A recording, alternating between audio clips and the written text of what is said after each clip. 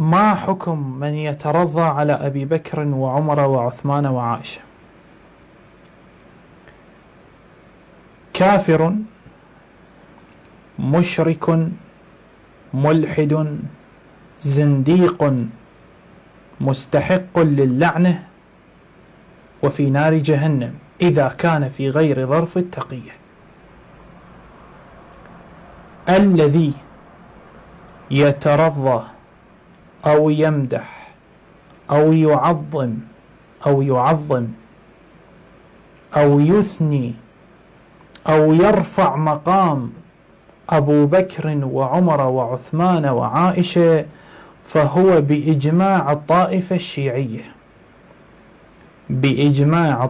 الشيعية حكمه منحرف زنديق كافر أشرك بالله لأنه أشرك بعلي، من أهل النار لعنة الله عليه إذا كان في غير ظرف التقية الحقيقي.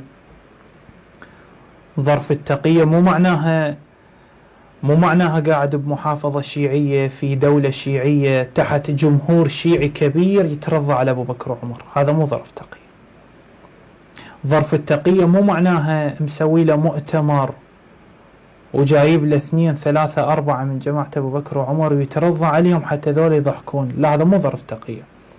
ظرف التقية اللي احنا نتكلم عليه ظرف التقية ظرف السيف والقتل، إذا كان في ظرف تقية حقيقي فلا شيء عليه، وإذا كان في غير ظرف التقية فنلعنه ونسبه، وهو عندنا حكمه من أهل النار كافر.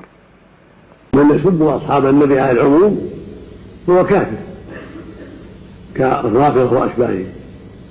من يسب أصحاب النبي صلى الله عليه وسلم هو كافر، لأن سبهم يدل على بغضهم، ومن أبغضهم هو غير مؤمن بما جاءوا به. إذا أبغضهم وسبهم ورأى أنهم غير عدول هم اللي نقلوا القرآن والسنة، معناه أن القرآن باطل لأن نقلته فساق أو كفار، وهكذا السنة باطلة لأن نقلتها فساق أو كفار، فمعناه ذهب الدين.